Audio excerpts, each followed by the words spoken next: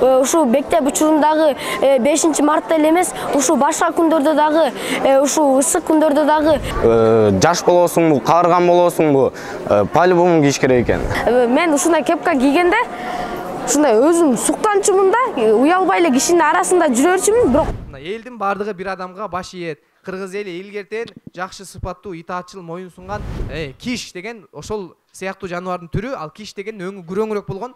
Ошого мына ушул калпакадагы ошол жаныбардын терисин тигип коюшкан кырларына.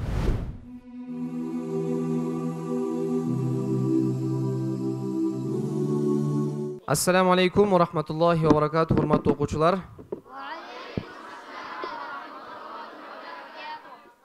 Кыргыз элибизде жакшы сөз бар. Кийген кийимиң сөйлөтүңдү көтөрөт, сүйлөгөн сөзүң дөөлөтүңдү көтөрөт дейт. Ошол сыңары биз бүгүнкү сабакта сиздер менен улуттук баалуулуктар туурасында, кыргыз элинин каада салты, үрп адаты, нарк населинин бири болгон биздин улуттук кийимгечилер, анын ичинен дагы ак калпак туурасында сабак кылабыз. Даярбызбы? Иншалла. Негизинен эле элибиз кандай эл болгон? Элибиз эзелтеден эле жаратуучусун тааныган, ак кара, арамадал, бардык нерсени ажыратып, ар нерсенин жөнүн билген кыраакы кыйын журт болгон. Аны биз алардын сүйлөгөн сөздөрүнөн, кылган амалдарынан, жасаган иштеринен деги эле мындай жашоо турмушунан таамай таасын байкасак болот. Туурабы? Атүгүл алардын кийген кийимдери дагы өзүнчө бир көрүктү берип, өзгөчө. Өз ичине терең даанышмандыктарды камтып, сөз түрдө бир маанини туюнтуп турган. Мисал үчүн карайбыз. Бул жакта мына өзүңүздөр көрүп тургандай биздин чоң курактагы аталарыбыз, ошондой эле агаларыбыз кийинген кыргыздын байыркы кийимдери, улуттук кийимгечелери. Көрүп тургандай башында ак калпак, ошондой эле көйнөк, шымы, бул жакта чепкен чапаны. Карасаңыздар бардыгы тең мындай бир чырайлуу, олуттуу, жарашыктуу кийимдер. Себеп Алла субхана ва тааля кийимдерди түшүрүп бергенде да бир канча максаттар менен түшүрүп берген. Ошолордун бири бул адам баласынын уяттуу дене мүчөлөрү жабылуусу, ошол кийимди түшүрүлгөн максаттардын бири. Карасаңыздар бардык уяттуу мүчөлөр жабылган, отуруп турганга, эңкейип турганга да ылайыктуу кийимгечилер. Кийинкиси ошондой эле бул жакта бир канча түрлөр келтирген. Бул дагы мына мурдагы кыргыз элинин улуттук кийимгечелери, аталар, агалар кийген. Кийинкиси мына сиздер курактуу эле жаш балдар кандай кийингенин көрүп алыңыздар. Булардын дагы көйнөктөрү кенен, шымы дагы кенен, жарашыктуу, ушундай бир олуттуу кийимгечелерди кийишкен. Албетте бул кийимдердин ар биринде тең өзгөчө бир даанышмандыктар бар. Аларды өз убагында кенен кесир айтабыз. Бүгүн өзгөчө түрдө калпак туурасында сөз кылабыз. Негизинен кыргыз эрлери эч качан жылаңбаш жүргөн эмес. Албетте сөзсүз же тебетей кийишкен, же ак калпак кийишкен. Бул сырткы баш кийимдер болуп саналат. Булардын катарында албетте биз топулар туурасында да айтпай кетсек болбойт. Топулар туурасында сөз кылабыз. Топулар билесиздер, кыргыз элинде буга чейин саймалуу топу, ичмек топу, ошондой эле ала топу деген топулар болгон. Бул топуларды көбүнчө биздин ата бабаларыбыз калпак менен тебетейдин ичинен кийген. Көрүп калсаңыздар беле үйдө чоң аталарды. Калпактын ичинен топу кийип алат го. Ошол ичмек топу деп коет, аябай жука кездемеден токулат. Ошол калпак менен тебетейдин ичинен топу кийгендин максаты бир канча максаттары бар, бир канча себептери бар. Ошолордун бири бул башты тердетпей таза алып жүрөт да. Негизинен биздин энелерибиз абдан уус, мыкты, чебер уус энелер болгон. Ошол ичмек топуну тиккенде дагы кир көтөрүмдүү кездемеден тиккен себептен баягы адамдын башы тердейт да, анан кирдеп кетет кээде. Ошого баягы муну калпакка караганда, бул ичмек топу кирдегенде, аны майланышып калганда, калпакка караганда жууп турган, ыңгайлуу болгон себептен ошол ичмек топу кийишкен. Анан калпакты майланышып кетүүсүнөн, ошондой эле калпактын кирдеп калуусунан дагы сактап турган. Түшүнүктүүбү? Эмне себептен кийген? Эми ак калпак туурасында баракелде мына сөзүбүздү баштайбыз. Бул калпак өтө бир ыңгайлуу, ысыкта күндөн, суукта ызгаардан сактаган, өз ичине бир өтө бир телең философияны камтыган баш кийим да.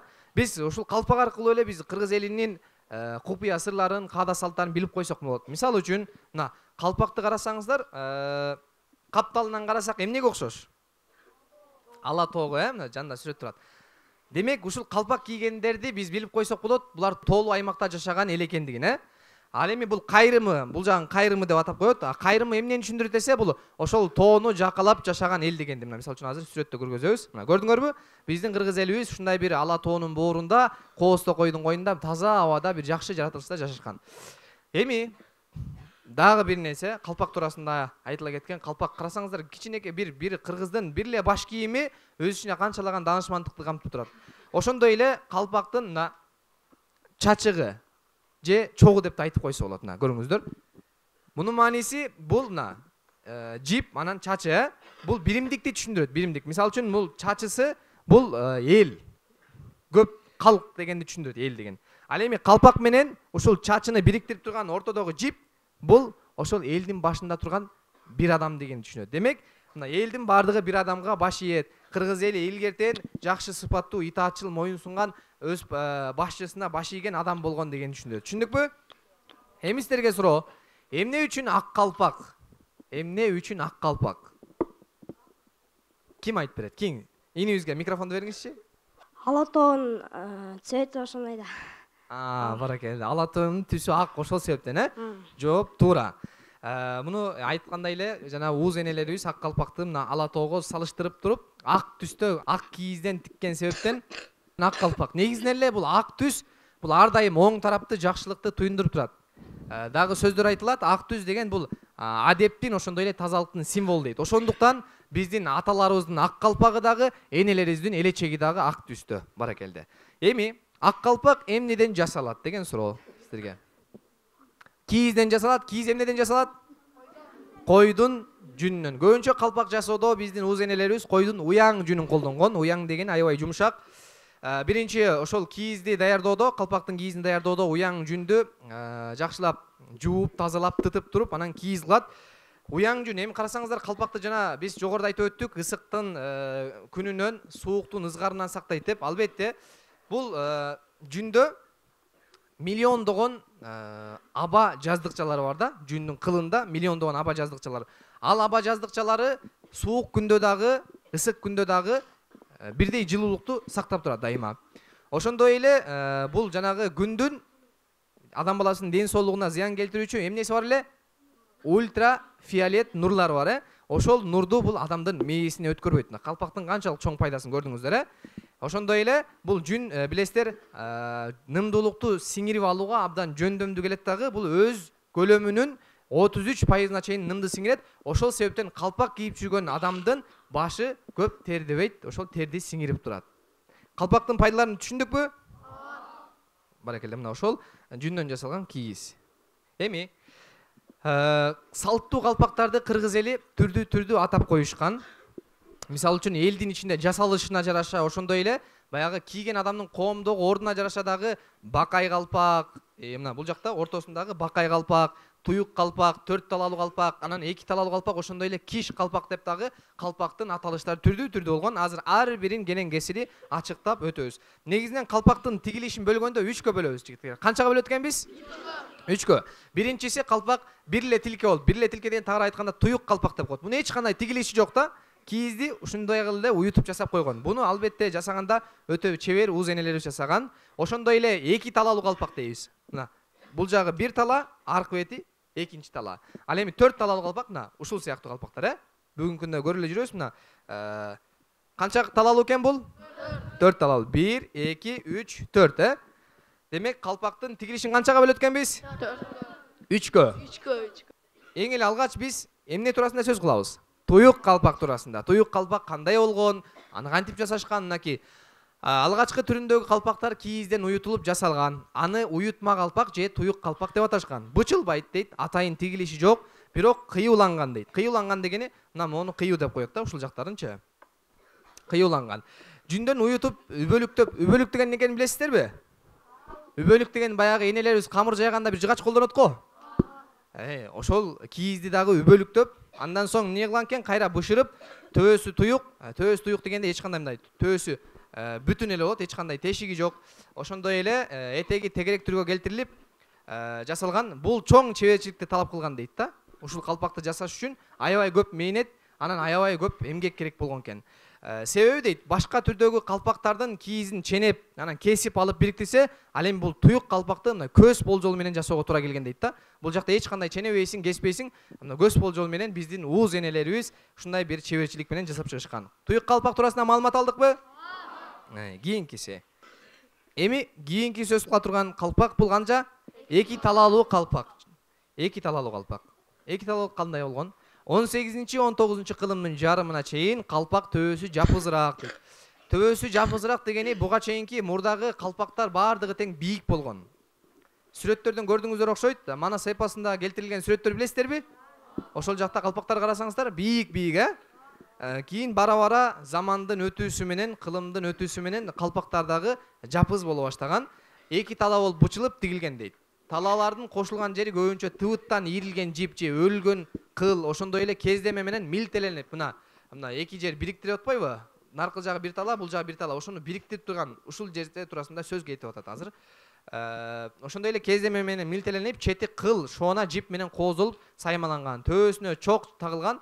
Ошондой эле кайрып коюлган ыңгайлуу болуу үчүн калпактын эки жеринен тилик калтырган дейт. Бул жактан бир тилик, бул жактан дагы бир тилик. Буну эмне калпак дейт экен? Туура, бул калпактын тигилиш түрүнө караганда эки талаалуу калпакка кирет дагы, өзүнүн аты айры калпак. Мына бул дагы эки талаалуу калпактардын бири, бул киш калпак, азыр киш калпак туурасында дагы маалымат бул жакта келтирилген. Илимий эмгектерде киш калпак туурасында да айтылат. Ал эки талаага бөлүп бучулган, жээгине киштин териси кармалган. Киш деген эмне экенин билесиздерби? Буга чейин үйдө жүргөндө кээде мындай угуп калсаңыздар беле, суусар тебетей дегенде. Тебетейдин суусар деген түрү бар. Баягы суусар деген бир жаныбардын түрү бул. Киш деген ошол сыяктуу жаныбардын түрү, ал киш деген өңү күрөңүрөөк болгон. Ошого мына ушул калпакка дагы ошол жаныбардын терисин тигип коюшкан кырларына. Анан дал ушундай киш калпак учурда Улуттук тарых музейинде Кыргызстандагы эң байыркы калпак катары сакталып турат. Бул калпактын аты эмне экен? Киш калпак. Эмне себептен десе, жана киш деген жаныбардын териси тигилген себептен киш калпак деп айтып койгон. Бул деген нарын өрөөндөгү ошол жактан чыккан Дайырбек баатыр деген баатырга таандык калпак. Кийинкиси, мына, бул кайсы калпак эле? Бакай калпак, баракелде. Муну баарыбыз эле билет экенбиз, Бакай атабыз кийген калпак. Азыркы күндөгү бакай калпак. Эми кийинки сөз кыла турган калпак бул канча? 4 талаалуу калпак. Мына, колубуздагы калпак, 4 талаалуу калпак. 4 талаалуу калпактын дагы тарыхын, маалыматтарын окуйбуз. 19 кылымдын экинчи жарымынан калпак 4 талаа, төбөсү мурдагыдан да жапыз бучулуп, жээги 7-12 сантиметрдей кездеме, чий баркыт, макмал менен жана башка көбөлөнүп, төбөсүнө чок чыгарылып, жээктерине жана талааларына сайма түшүрүлүп, ичи астарланат дейт. Түшүндүкпү же түшүнбөдүкпү? Нукура кыргызча сөздөр айтылып кетти, Ошого кыргыз тилин, кыргыз адабиятын жакшы окусак, бул сөздөрдү бизге түшүнүш жеңил, желпеле болмок. Мына көбөлөнөт дегени кандай десе, айтып атпайбы, жээги 7-12 сантиметрдей кездеме дейт. Чий баркыт же баркыт, макмал жана башка ушул сыяктуу менен көбөлөнүп дейт. Мына могул жээгин көрдүңүздөрбү? Ушул жээги 7 же 12 сантиметрдей болуп туруп, анан баркыт деген кездеменин түрү бар. Үйдө чоң апалар сүйлөшүп калат го, баркыт деп. Оккансыздарбы? Ошол мына кездеменин түрү. Баркыт эми кызыл баркыт болушу мүмкүн, кара баркыт. Мына бул жакта кара баркыт менен ушул көбөлөнүп дегени мына жээктелип, мына кыргакталганда ошол биздин элибиз карасаңыз канчалык сөзгө бай, ошол көбөлөнүп деге айтылат. Түшүндүкпү? Анда эмесе көңүл бурганыңыздар үчүн чоң рахмат. Биз бүгүнкү сабагыбызда мына кыргыздын улуттук баш кийими болгон ак калпак туурасында кененкеси сөз кылып өттүк. Андыктан биз ушул кыргыздын кийим кечелерин барктайлы, сактайлы. Даярбызбы? Иншалла. Чындыгында мен ак калпакка көңүл вообще бурчу эмесмин. Мен ак калпак дегенде эмне экен, ал кыргызстардыкына макул болсо болуптур деп эле койчумун да. Көбүнчөсүндө мен кепка кийчүмүн же вообще эч нерсе кийбей койчумун да. Бирок бул бүгүнкү урматтуу агайларыбыз келгенде мен ушул калпактын терең тарыхы бар экенине, ушул сырлары, ушул уламыштары бар экенин билип, бекем ниет кылдым. Бул көрсө ата бабалардын салты турбайбы? Эгерде биз азыр кийбесек, то бизден кийинки мундар буну вообще кийбейт. Калпак деген эмне экенин да унутуп калышат. Ошон үчүн ушул заманда биз кийип жүрөлү. Бүгүнкү көргөзгөн көрсөтмөдө мен калпактын даражасы чоң экенин түшүндүм да. Мен мурунда калпакты кийгөндө аябай уялчумун. Мындай чоң аталар эле кийет го деп ойлочумун да. Мен ушундай кепка кийгенде ушундай өзүм суктанчумун да. Уялбай эле кишинин арасында жүрө берчүмүн, бирок калпак кийерде аябай уялчумун да. Ушу бирок биз 5-мартта эле калпак кийчүк. Ошо калпакты 5-мартта эмес, ушу бүт күндөрдө кийип жүрөлү, жана ата-бабаларыбыз да кийчүкен да бүт күндөрү. Биз да ошентип кийип жүрүш керек экенбиз да. Мен бүгүнкү сабакта калпактын кадырын түшүндүм. Биз калпакты бул илгертен эле кыргыздар калпак кийип жүрчү. Биз ушул калпакты салтын бузуп, азыркы учурда биз кепка жана башка баш кийимдер кийгенде өзүбүздү жакшы сезебиз. Жана мектеп учурунда ысык күндөрдө ушул кепка, ушул кийимде баш кийимдерди кийебиз. Бул кылганыбыз туура эмес. Биз өзү ушул мектеп учурундагы 5-мартта эле эмес, ушул башка күндөрдө дагы, ушул ысык күндөрдө дагы калпак кийип жүрүшү шарт экен. Анткени калпак бул күндөн да сактайт. Ушул кыргыздын салтын тирилткен болобуз. Ушул кыргызды даңкын көтөргөн болобуз. Мен бүгүнкү сабактан түшүндүм. Ушул мен эми мындан ары калпак кийүүдөн эч качан тартынбайм дагы, уялбайм дагы.